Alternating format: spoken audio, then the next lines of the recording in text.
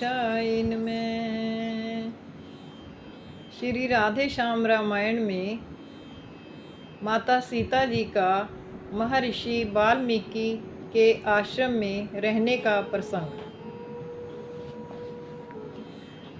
इन्हीं विचारों में हुई जब अत्यंत धीर, आत्मघात करने चली तब गंगा के तीर। हुई कूदने को जभी उस जल में तैयार, तभी पड़ी एक कान में पीछे से ललकार। खबरदार मत त्यागना इस प्रकार से प्राण, आत्मघात से है नहीं कोई पाप महान।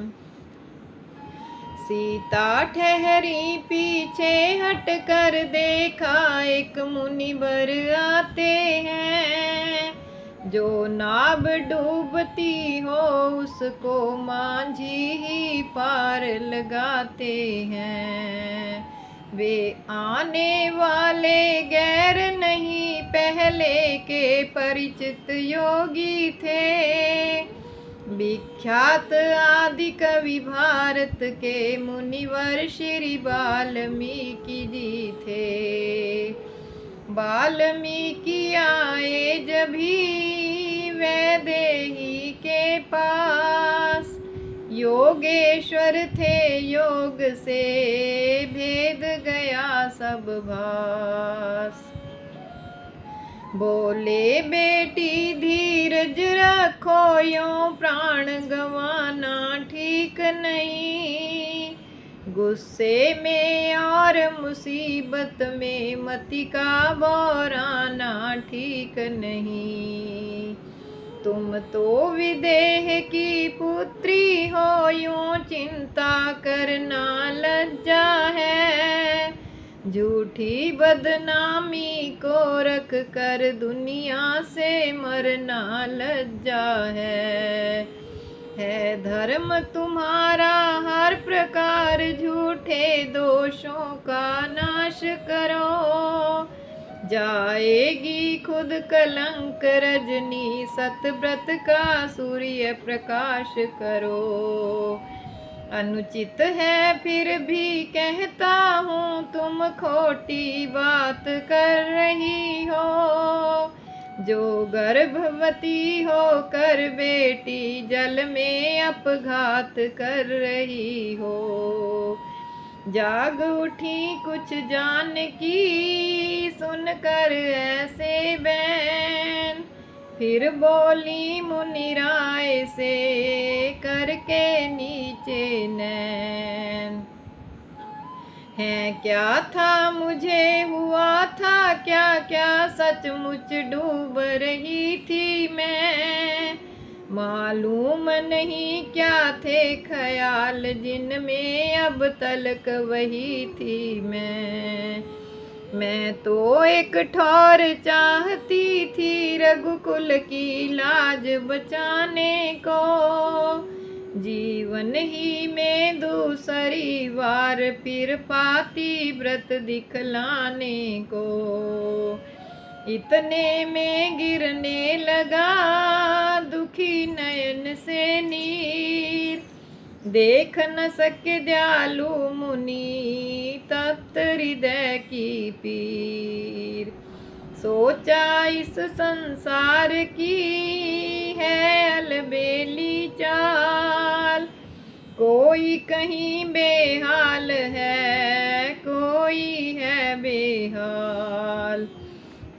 जिसका पति है भारत नरेश जो राजेश्वरी कहाती है, वह ही मारी मारी फिरती रहने को ठौर न पाती है। आती है बड़ी हंसी मुझको विधना की उल्टी माया है, सब भांति सती जो नारी है उसको ही दोष लगाया है। इन्हीं विचारों में रहे कुछ क्षण मुनि लवलीन। फिर सीता जी से कहा देख अधिकतर दीन। रहने को ठौर तुम्हें बेटी पत्ता पत्ता दे सकता है। साक्षियाँ चरित्र तुम्हारे की जर्रा जर्रा दे सकता है। चिंता को छोड़ चलो आश्रम रहने की जगह बना दूंगा। महलों की शोभा मान सहित फिर महलों में पहुंचा दूंगा। इस प्रकार सीता सहित ऋषि ने किया पयान। करवा दी अति शीघ्र ही नई कुटी निर्माण। सात्विक जीवन की सीमा पर बस इस प्रकार पहुंची सीता। कुछ ऋषियों की नारियों सहित उस कुटिया में ठहरी सीता। मुनिवर ने यह चतुराई की सीता का नाम छुपा डाला। है कौन कहाँ से आई है इन बातों पे पर्दा डाला। वन देवी कहने लगे सभी पड़ गया नाम यह सीता का। ऋषि कन्याओं का काम करे हो गया काम यह सीता का। प्रायः हिरणों के बच्चों को गोदी में सिया खिलाती थी। गौओं के बछड़ों को बहुधा नहलाती नीर पिलाती थी। ऋषि आश्रम की फुलवारी को खुद आप नराया करती थी। उन छोटे छोटे पौधों में पानी पहुँचाया करती थी। वे तुलसी के वे केले के वे विल्व आंवले के विरवे। वे जूही गुलाब चमेली के वे कमल के वड़े के विरवे। 12 मासी से होकर के कुछ दिन में खूब लहक उठे। वन देवी का कर लगते ही बन के सब फूल महक उठे। हर ऋतु के फूल फूलने पर कायम हो गई बहार वहाँ। हर रोज हवा में रहती थी वीणा की सी झनकार वहाँ। इस प्रकार जब कुटी में बीत गए कुछ मास, तब मंगल और मोद का समय आ गया पास। गौओं हिरणों के बच्चों में आनंद अपार हुआ पैदा। केलों बिलवों के वृक्षों में एक अजब निखार हुआ पैदा। दुनिया की सारी चीज़ों में नूरानी नई समाई है। सुरमंडल ने नभमंडल से फूलों की झड़ी लगाई है। झूम झूम जब डालियाँ भूमि रही थी चूम, तभी मची उस कुटी में पुत्र जन्म की धूम। 2-4 रोज में जान गए सब आस पास के नर नारी।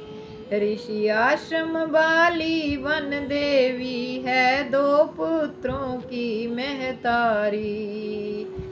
ऋषि मंडल में आनंद हुआ, सत्संग सभाएं शुरू हुई।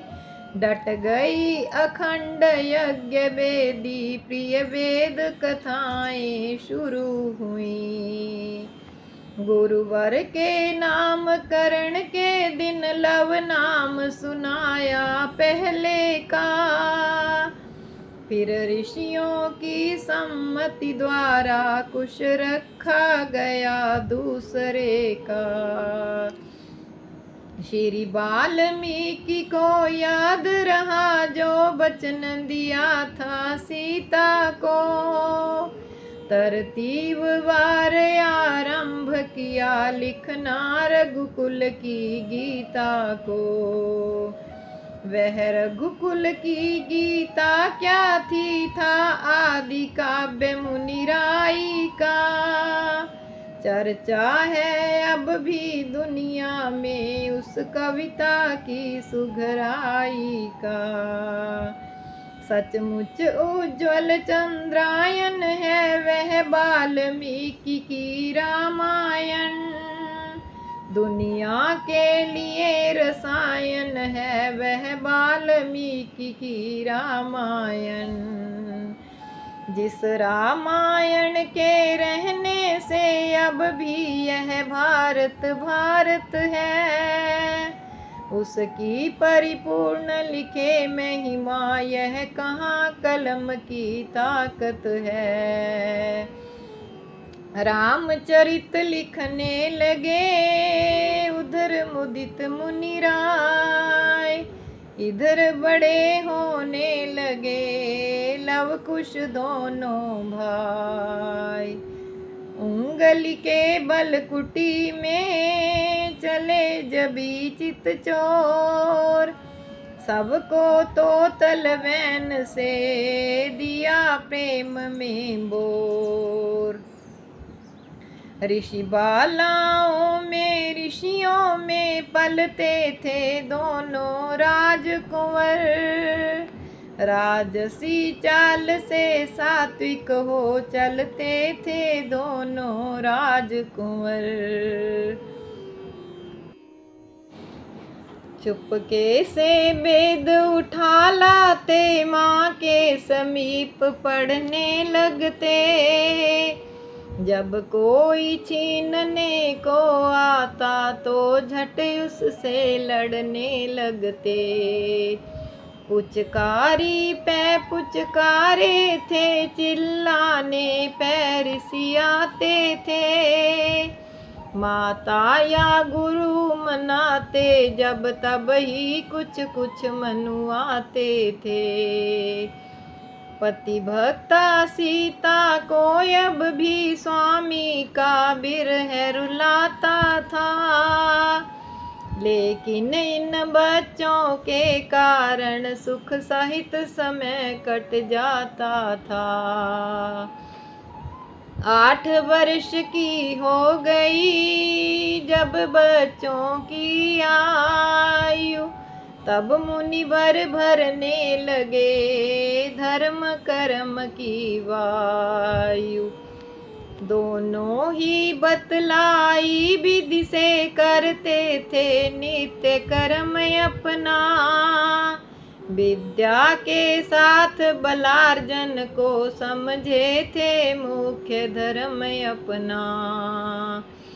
प्राय शेरों के बच्चों से उस वन में वे भिड़ जाते थे, अपनी प्राकृतिक शक्ति द्वारा उसको नीचा दिखलाते थे।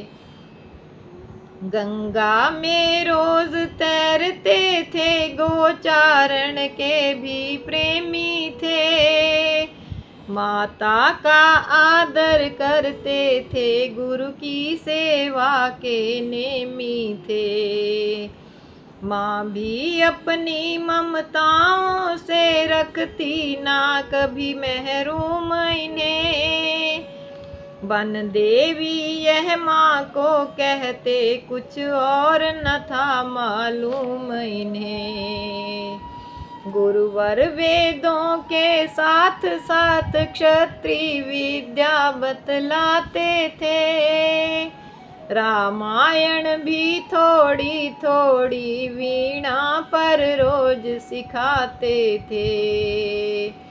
आश्रम में जिस रोज भी जम जाता शिष्य वृंद, वीणा पर तब बाल के गाते यों सानंद। सियावर राम जय जय राम, मेरे प्रभु राम जय जय राम, अवधपति राम जय जय राम। हरे राम राम राम हरे हरे, हरे कृष्ण कृष्ण कृष्ण हरे हरे, हरे राम राम राम हरे हरे, हरे कृष्ण कृष्ण कृष्ण हरे हरे, हरे राम राम राम हरे हरे, हरे कृष्ण कृष्ण कृष्ण हरे हरे। हो सियापति रामचंद्र की जय, पवन सुत हनुमान की जय।